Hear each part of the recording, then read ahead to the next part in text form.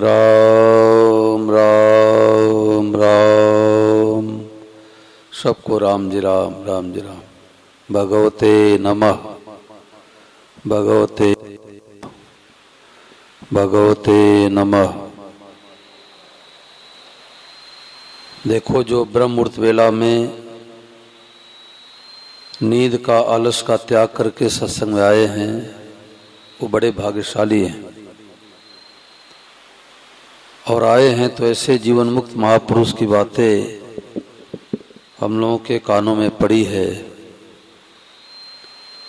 आज स्वामी महाराज ने कहा कि मनुष्य अपना एक लक्ष्य बना ले, एक उद्देश्य बना ले कि जन्म में हमें अपना उद्धार कल्याण करना है।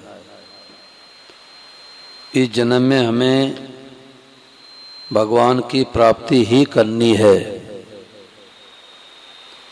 तो सब काम बढ़िया हो जाता है।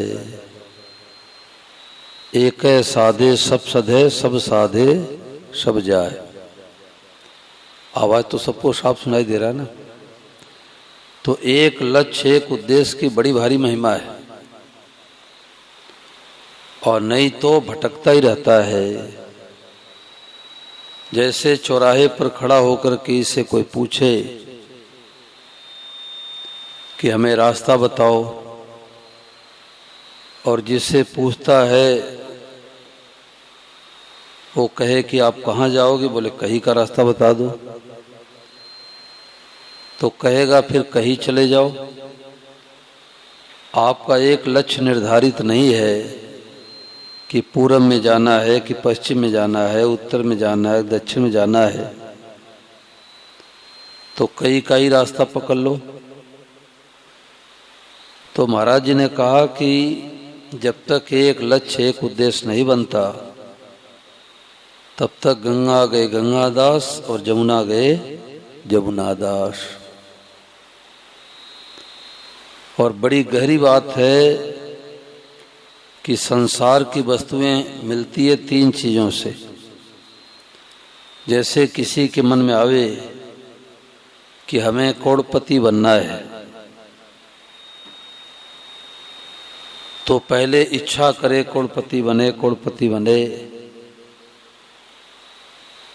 उसके बाद उद्यम करे, खेती करे, नौकरी करे, व्यापार करे। और तीसरे नंबर पर हमारे प्रारब्ध में यानी भाग्य में, हमारे लक में करोड़पति बनना होगा तो बन पाएंगे, नहीं तो पूरा जीवन बीत जाएगा, लखपति भी नहीं बन पाएंगे। तो संसार की वस्तुएं मिलती है तीन चीजों से, इच्छा करने से, उद्यम करने से, और प्रारब्ध यानी भाग्य में होने से। और भगवान की प्राप्ति होती है केवल इच्छा मात्र से। क्या करे, कहाँ जावे, किससे पूछे, भगवान के बिना रहा न जाए। मीराबाई कह रही है कि पात जो पीली पड़ी रे लोग कहे पिंड रोग, छाने लागन में किया रे पिया मिलन की जोग। बाबुल वैद दिखाइया पकड़ दिखाई मेरी वाह, मूर्ख वैद मरम नहीं जानो कर कलेजे माए। दर्द के मारे बन बन डोलू वैद मिला नहीं कोय, और मीरा के पीर मिटे जब वैद सावलिया हो। और नहीं तो पूरा जीवन बीत जाता है कि हम जैसा चाहे वैसा होना चाहिए, और हम जैसा नहीं चाहे वैसा नहीं होना चाहिए। पूरा जीवन इसी काम में लग जाता है। और संत महापुरुषों ने कहा कि मन चाही तो राम जी के पिता की भी नहीं हुई, मन चाही राम जी की माँ की नहीं हुई, और मन चाही राम जी के पत्नी की भी नहीं हुई। बताओ भाई, राम जी के पिता की मनचाही हुई क्या? नहीं हुई। क्या दशरथ जी महाराज चाहते थे कि मेरा बेटा जंगल में जावे? क्या कौशल्या माता चाहती थी कि मेरा लाल जंगल में जावे? क्या जानकी मैया चाहती थी हमारे पति देव जंगल में दर दर भटके, परंतु भगवान ने लीला करके दिखा दिया कि देखो भाई हमारे जीवन में भी अनुकूलता भी आई है, प्रतिकूलता भी आई है, तो परिस्थितियां तो आएगी आएगी। देह धरे का दंड सब काहू को होए, पर ज्ञानी काटे ज्ञान से मूर्ख काटे रो। कभी सुख आएगा, कभी दुख आएगा, कभी व्यापार में नफा होगा, कभी नुकसान होगा, कभी स्वास्थ्य बढ़िया होगा, कभी घटिया होगा, घर में कोई जन्मेगा, कोई मरेगा, ये तो बिल्कुल आना असंभावी है, निश्चित है। परंतु सत्संग से क्या लाभ मिलता है कि उन परिस्थितियों का असर हमारे ऊपर नहीं पड़ेगा। दुख और दर्द दोनों अलग अलग होता है। जैसे अज्ञानी आदमी की उंगली कट जाए तो उंगली में दर्द भी होगा और हृदय में दुख भी होगा कि हाय हाय हमारी उंगली कैसे कट गई। परंतु यदि साधक है, भगवान का भक्ति करने वाला है, तो उसके उंगली में तो दर्द होगा, हृदय में दुख नहीं होगा। अभी तो दुख और दर्द दोनों होता है, परंतु भगवान की तरफ चलने से एक लक्ष्य वाला निर्णय मात्र से उंगली में तो पीड़ा हो सकती है, दर्द हो सकता है, परंतु हृदय में दुख नहीं होगा। क्यों? क्योंकि हर परिस्थिति में भगवान का मंगलमय विधान को देखेगा।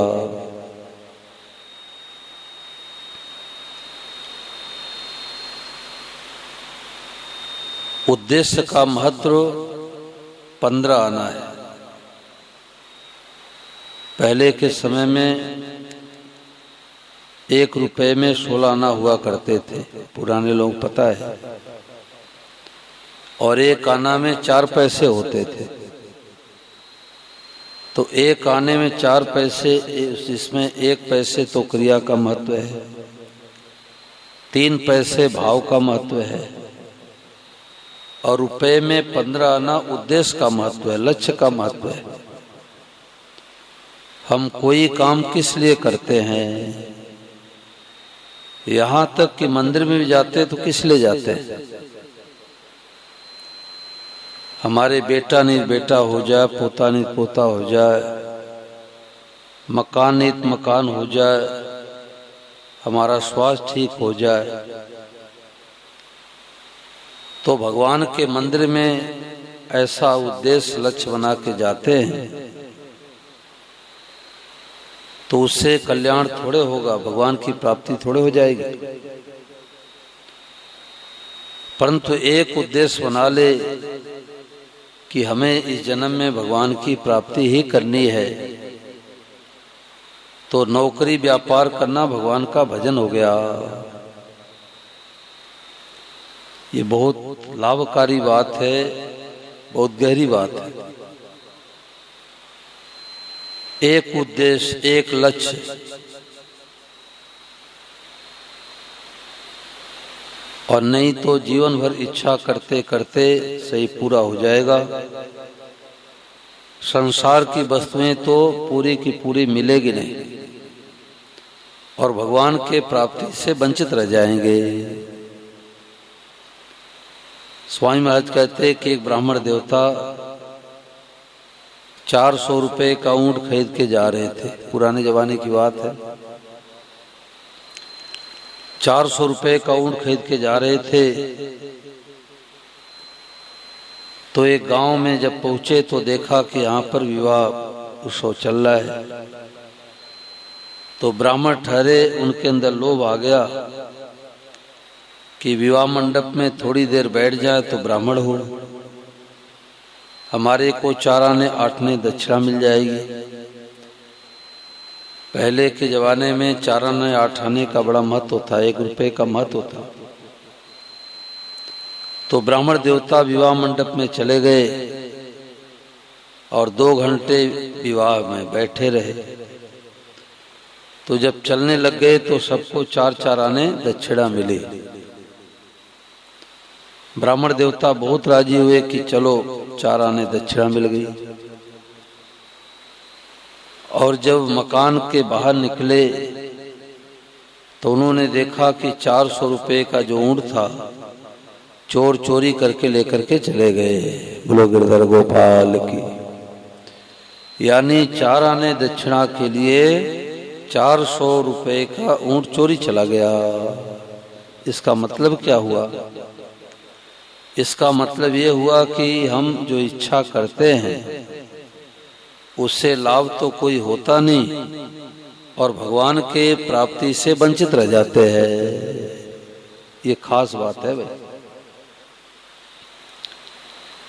संसार की वस्तुएं व्यक्ति तो इच्छा करने पर मिलेगी नहीं और भगवान की प्राप्ति से वंचित रह गए। तो एक लक्ष्य, एक उद्देश्य।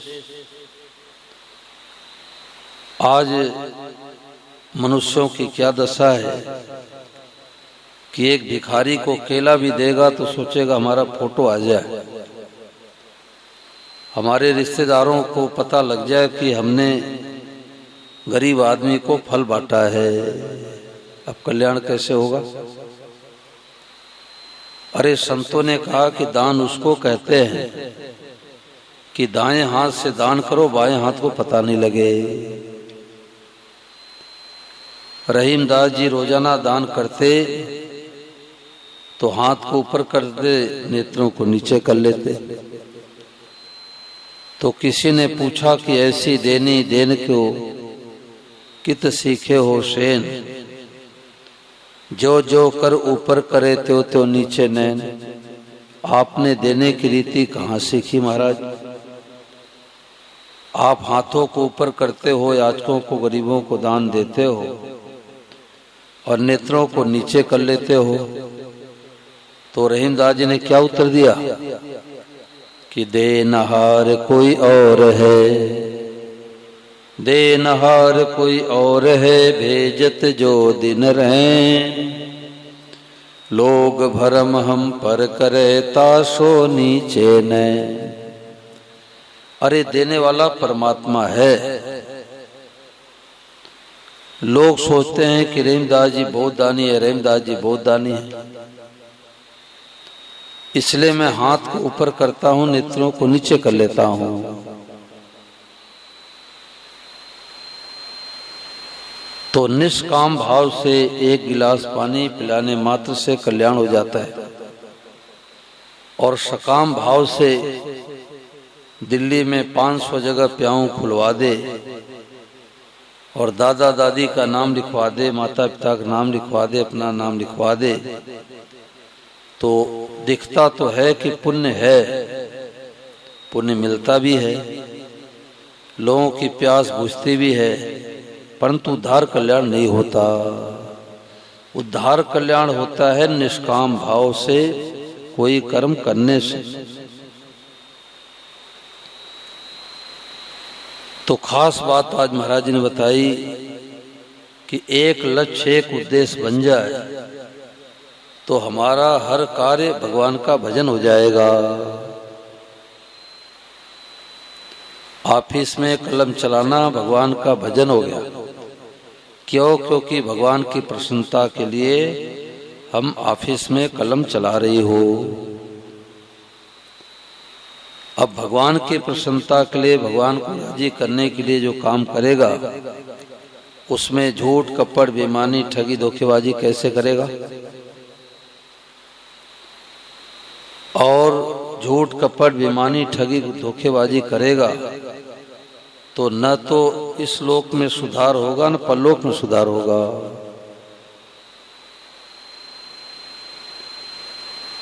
तो एक लक्ष्य, एक उद्देश्य की बड़ी भारी महिमा है।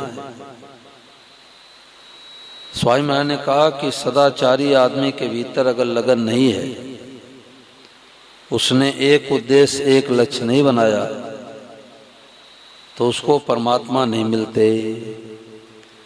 परंतु दुराचारी आदमी है, पापी है, चोर है, डाकू है, कसाई है, और वो एक लक्ष्य बना ले, एक उद्देश्य बना ले कि हमें इस जन्म में भगवान की प्राप्ति ही करनी है, तो परमात्मा को प्राप्त कर लेगा।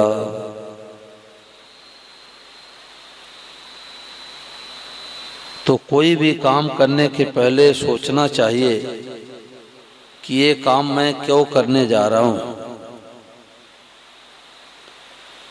अगर भगवान की प्रसन्नता के लिए करते हैं तो भगवान का भजन हो गया। नौकरी व्यापार करना भगवान का भजन हो गया।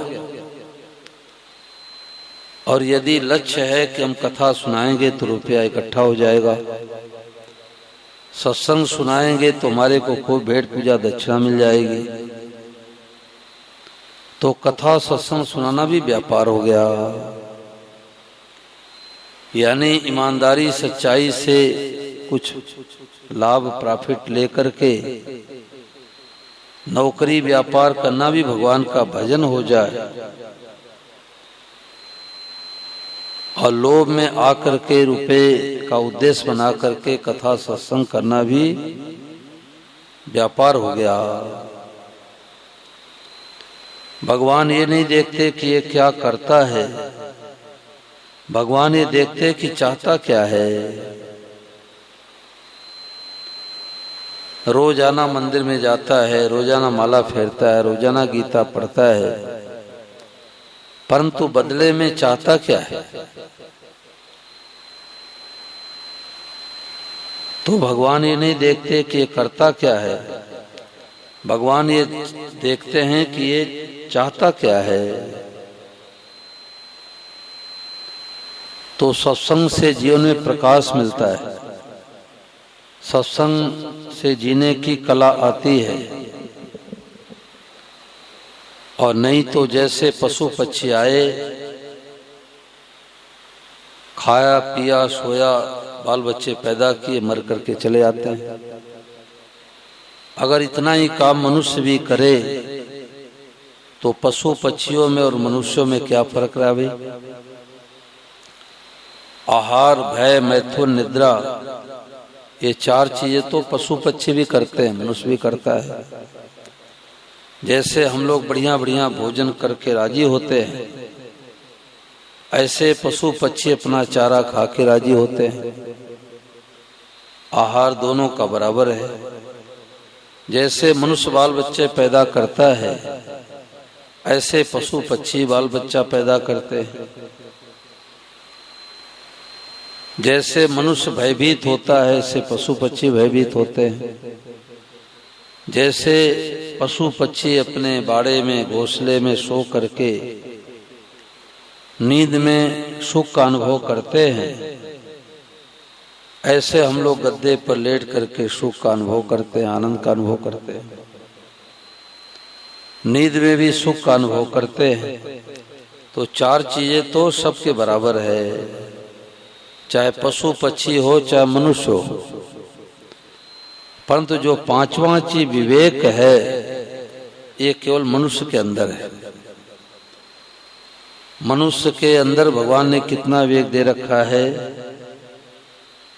कि सिंह को अपने बस में कर ले, हाथी को अपने बस में कर ले, रेलगाड़ी को अपने बस में कर ले, हवाई जहाज को अपने बस में कर ले, और इतना नहीं भगवान को अपने बस में कर ले। ऐसी योग्यता भगवान ने हम मनुष्यों को दिया है। परंतु सत्संग के अभाव में, सत्संग न करने से मनुष्य कितना नीचे चला जाता है कि आत्महत्या तक कर लेता है। क्योंकि जीवन में सत्संग नहीं किया, जीवन में सत्संग किया नहीं, सत्संग को सुना नहीं, तो सोचता है कि मैं मर जाऊं तो सुखी हो जाऊंगा, और मर करके एक व्यक्ति को मानने इतना पाप लग जाता है। तो एक लक्ष्य, एक उद्देश्य बना ले कि हमें इस जन्म में केवल भगवान की प्राप्ति करनी है, अपना उद्धार कल्याण करना है। न काम धंधा छोड़ना है, न नौकरी छोड़ना है, न व्यापार छोड़ना है, न घर वालों को छोड़ना है। न घरवाली को छोड़ना है, न व्यापार बंद करना, करते रहो सब, परंतु एक लक्ष्य, एक उद्देश्य बन जाए कि हमें तो केवल इस जन्म में भगवान की प्राप्ति ही करनी है। अब इसमें कोई बात पूछो भाई, इतनी बहनें आई हैं, बहुत बड़ी बात है। दिल्ली में जो 5 बजे की प्रार्थना में आते हैं वास्तव में साधक है, साधिका है, और नहीं तो 12 बजे 1 बजे तक जागना और 7-8 बजे तक सोना। अब भगवान की चर्चा, भगवान का सत्संग उनको कैसे सुहाएगा? एक महात्मा जी ने कहा कि जो ब्रह्म मुहूर्त वेला में नहीं जगा, ब्रह्म मुहूर्त वेला का दर्शन नहीं किया, वो ब्रह्म का दर्शन कैसे कर पाएगा? नहीं कर पाएगा। तो समय से सोना, समय से उठना, पूजा पाठ नित्य नेम करना, ये साधक का काम है। और नहीं तो संसारी व्यक्ति में और जो भगवान की तरफ लगे हैं चलने के लिए, दोनों में क्या फर्क रहा? अब इसमें कोई बात पूछो भाई, बोलो माता जी, कोई बात पूछो जो सबको लाभ मिले। आज का टॉपिक है कि एक लक्ष्य, एक उद्देश्य, एक एम बनाओ, तो हमारा सब काम भगवान का भजन हो जाएगा। भोजन करना भगवान भजन, 6 घंटे 5 घंटे नींद लेना भगवान का भजन, नौकरी व्यापार करना भगवान का भजन, सब काम भगवान का भजन हो जाएगा। एक लक्ष्य, एक उद्देश्य बनाने मात्र से।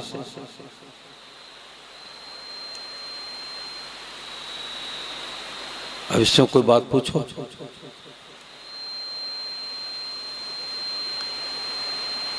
बोलो बहन जी, कोई बात पूछो। स्वामी महाराज जी की बात में आई कि नहीं आई? आई है ना?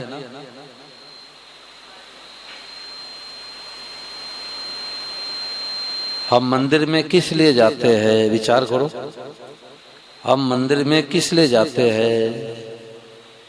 कि हमारे बेटे की सरकारी नौकरी लग जावे, इस उद्देश्य से जाते हैं, या भगवान मीठे लगे, प्यारे लगे, इसलिए जाते हैं। देखो ये जो बैनर लगे हैं, ये 1-1 करोड़ रुपए से कीमती बैनर है। 1 करोड़ रुपए तो कहना पड़ रहा है, अनमोल बातें, अनमोल बातें। एक बात से उद्धार कल्याण हो जाए। अभी देखो क्या लिखा है, कई वर्षों से साधन करने पर जो तत्व नहीं मिलता वह सत्संग से तत्काल मिल सकता है। तो तत्काल क्या है? क्यों हो, सब रूपों में भगवान ही प्रकट हुए हैं, और सब को देख करके क्या कहना, जोर से बोलो, भगवते नमः। तत्काल शांति हो जाए, तत्काल शांति, तत्काल भगवान की प्राप्ति हो जाए। और नहीं तो शांति चाहने के लिए, सोने के लिए नींद की गोली की सहायता लेनी पड़ेगी। और एक लक्ष्य, एक उद्देश्य बन गया, और हमें पता लग गया कि सब रूपों में भगवान ही प्रकट हुए हैं, जगत रूप से भगवान ही प्रकट हुए हैं। तो हम किसी को दुख दे नहीं सकते, किसी गाली दे नहीं सकते, किसी के अपमान कर नहीं सकते, किसी की निंदा कर नहीं सकते। तो हमारा 24 घंटे का भजन शुरू हो गया।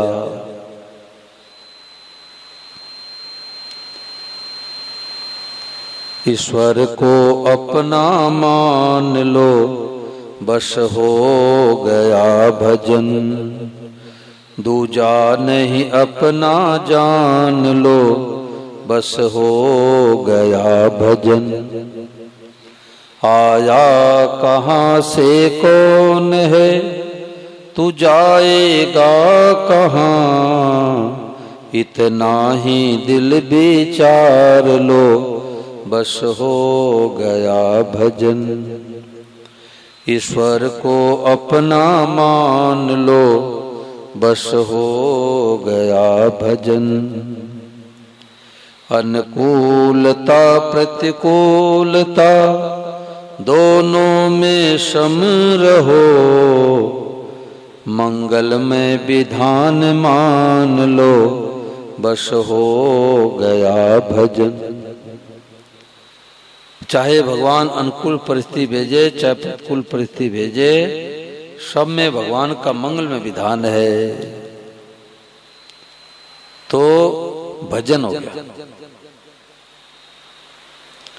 तुझको बुरा बुरा कहे कर सूर तू क्षमा, वाणी के स्वर सुधार लो, बस हो गया भजन।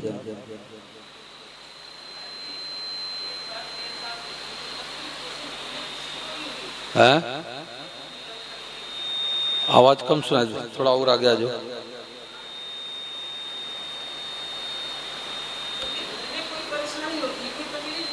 हाँ हाँ, अशांत हो जाओ, बहुत बढ़िया बात है। बहुत सुंदर भैया का प्रश्न है कि घर में कोई दुख आता है तो मन में अशांति हो जाती है। तो संतों ने गहराई से इसका पता किया कि ऐसा क्यों होता है। तो हम जिसको अपना मान लेते हैं, मेरा मान लेते हैं, उनके सुख आने पर हम सुखी होते हैं, उनके जीवन में दुख आने पर हम दुखी होते हैं, क्योंकि हमने अपना मान लिया। कैसे? उदाहरण के लिए, जैसे किसी मालिक का नौकर मुनीम है, अब फैक्ट्री में आग लग गई, तो फैक्ट्री में आग लग गई तो मुनीम दमकल विभाग को बुलाएगा, अग्निशमन वालों को, सारी व्यवस्था करेगा, खूब भागम भाग करेगा, भूखे प्यासे रह के 15 घंटे आग को बुझाने में लगेगा। परंतु फैक्ट्री जल करके राख हो गई तो दुखी कौन होगा? मुनीम की मालिक? बोलो भाई, मालिक दुखी होगा। मुनीम तो 2-4 रोटी खा के सो जाएगा, अब गया तो सेठ का, रहा तो सेठ का। तो हम मालिक बनते हैं, इससे दुखी होना पड़ता है। और भगवान के मुनीम बन जाए, भगवान के मैनेजर बन जाए तो दुख नहीं होगा। कलकत्ता की बात महाराज जी सुनाते कि कोई मोहल्ले में कोई बैठे थे सज्जन, तो उनको पता लगा कि फलाने मोहल्ले में आग लगी है। ये मान लो कि हर्ष विहार में आग लगी है, या हर्ष विहार के लोग ज्यादा हैं, तो हर्ष, भगवान नहीं करे ऐसा हो जाए, परंतु एक उदाहरण है कि मान लो हर्ष विहार में आग लगी है। अब यहाँ सत्संग बैठ पाएंगे? अरे कितने जल्दी महाराज जी छोड़े और जा करके फट से फोन मिलाएंगे कि हमारे घर में तो आग नहीं लगी है, लगी तो है हर्ष विहार में। तो वो सज्जन ने सुना कि फले मोहल्ले में आग लगी है और कपड़े की दुकान में आग लगी है, उनके कपड़े की दुकान थी, और बड़े तेजी से भागे, बड़े तेजी से भागे। जब वहां पर पहुंचे जहां आग लगी थी तो उनको शांति मिल गई। क्यों? मेरे दुकान में आग नहीं लगी है। आग तो लगी है, कपड़े जल रहे हैं, परंतु मेरे दुकान में नहीं लगी है। अब जापान में भूकंप आ गया और सारे जापानी मारे गए, हम लोगों को दुख होगा क्या? नहीं होगा। अखबार पढ़ेंगे, टेलीविजन देखेंगे, राम राम राम, अच्छा नहीं हुआ, इतनी तो सांत्वना कर देंगे, पर दुख नहीं होगा। क्यों नहीं होगा? कि वहां मेरा अपना कोई नहीं है। और कोई बेटी दामाद रहते हो तो, बहू बेटे रहते हो तो होगा। तो सारा दुख अपनेपन में है, मेरापन में। तो इसलिए संतों ने कहा कि तन भी तेरा, मन भी तेरा, तेरा पिंड परान, सब कुछ तेरा और तू है मेरा, यह दादू का ज्ञान। दादू जी महाराज करे सब कुछ तेरा, तू है मेरा। देखो, सत्संग मनोरंजन का नाम नहीं है, सत्संग से जीवन की गुत्थी सुलझती है, सत्संग से हमारा दुख मिटता है। अगर सत्संग से दुख नहीं मिटता है तो सत्संग उसका नाम ही नहीं है। बोलो भैया। तो अब ये मानो कि ये भगवान के है, मेरे नहीं है। ये भगवान के बेटे हैं, भगवान के पोते हैं भगवान के। हमने छापा मार लिया मेरा। 100 साल के पहले थे क्या बेटे पोते? 100 साल पहले थे नहीं, और 100 साल बाद रहेंगे नहीं। तो बीच में भी अपने नहीं है। हमने माना हुआ है, हमारा माना हुआ है, और मान करके सुखी दुखी होते हैं। अब सत्संग में हमें ज्ञान मिल गया कि भाई ये भगवान के है, भगवान के है। और इस बात को माने बिना असली शांति मिलेगी नहीं, और इस बात को पकड़ते ही अशांति टिकेगी नहीं। है भगवान का, सब कुछ तेरा, तू है मेरा। अब इसमें कोई बात पूछो। है? हाँ, फर्क पड़ता है, जरूर फर्क पड़ता है। सत्संगी के जीवन में और न सत्संगी वाले जीवन में जमीन आसमान का फर्क होता है। सत्संगी के जीवन में दुख, अगर सत्संग नहीं किया है और उसके जीवन में दुख आ जाए, घाटा लग जाए, करोड़ रुपए घाटा लग जाए, अपमान हो जाए, निंदा हो जाए, तो सोचेगा कि बस फंदा का पंखे में लटक करके शरीर छोड़ दो। तो वो तो आत्महत्या कर लेता है।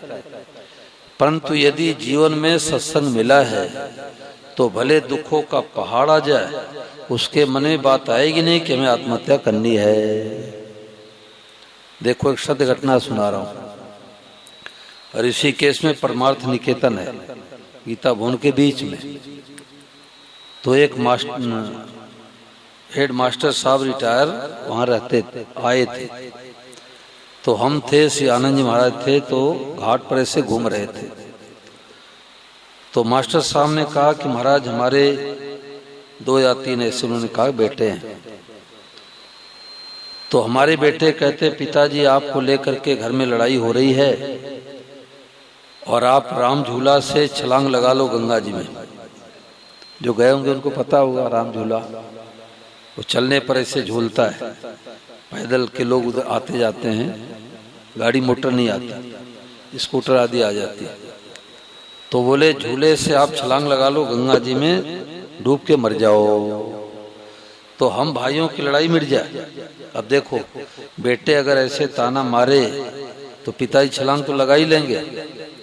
परंतु उन्होंने कहा कि महाराज जी, मैं स्वामी महाराज जी का सत्संगी हूँ, मैं स्वामी महाराज जी का सत्संगी हूँ, मैं आत्महत्या क्यों करूंगा?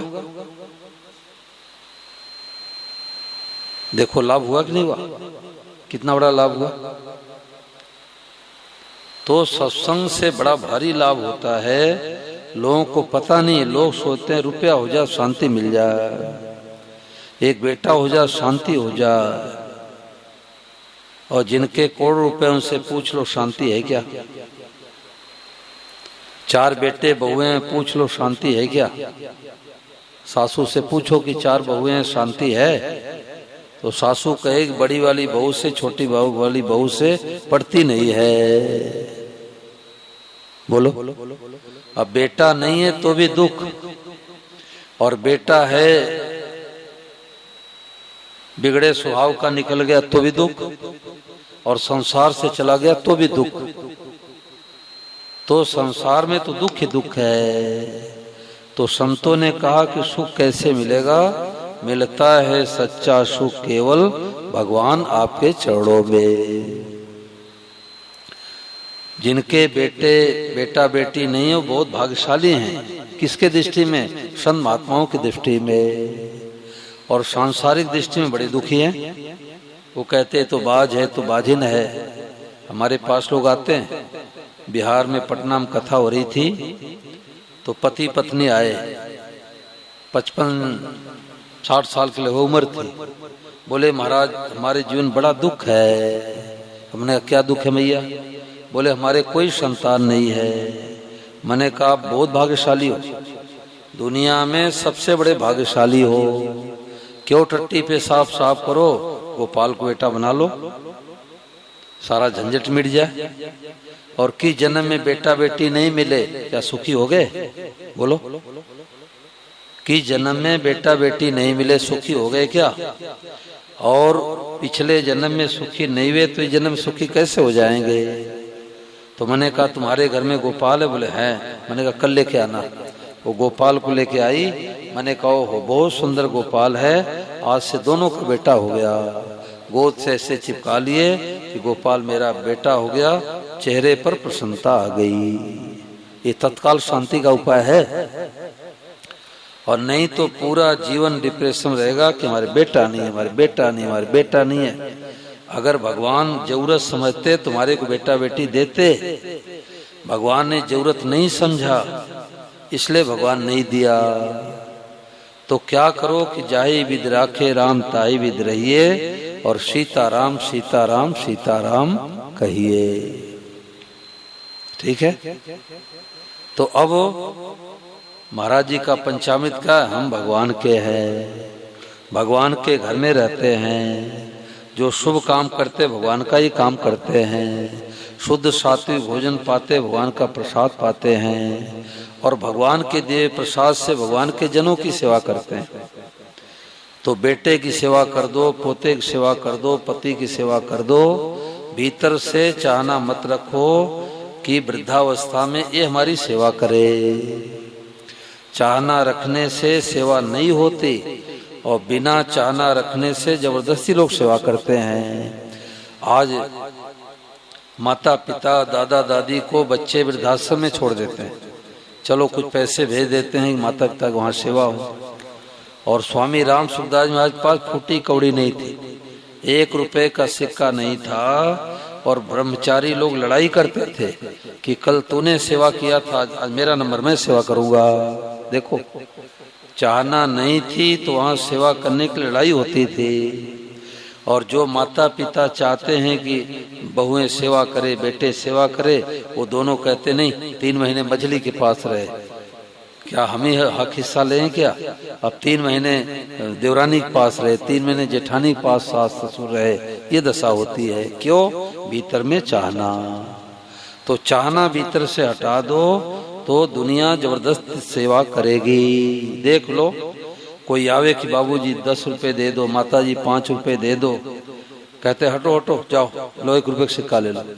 और जो साधु महात्मा नहीं चाहते तो लोग गर्ज कहते हैं महाराज कुछ तो ले लो, कुछ तो ले लो, कुछ तो ले लो। लक्ष्मी माता गंगा जी किनारे बैठी थी, तो एक महात्मा जी ने देखा कि माता जी का बड़ा सुंदर स्वरूप है, कोई देवी लगती है। तो महात्मा जी पास में गए, राम राम की, बोले माता जी आपका परिचय? बोले मेरा नाम लक्ष्मी महारानी है, लक्ष्मी माता हूँ मैं। ओहो, लक्ष्मी माता है, परंतु आपके आगे के बाल भी घिसे हुए हैं, पीछे के बाल भी नहीं है।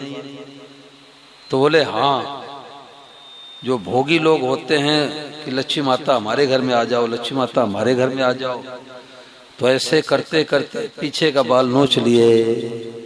और मैं त्यागी संत महापुरुषों के पास जाती हूँ और माथा रगड़ती हूँ कि कुछ ले लो, कुछ ले लो, वो कहते हैं मैं नहीं चाहिए, तो आगे का बाल घिस गया। तो चाहना रखने से वस्तुएं दूर भागती हैं, और न चाहने से वस्तुएं जबरदस्ती आती है, जबरदस्ती आती है। बोलो गिरधर गोपाल की।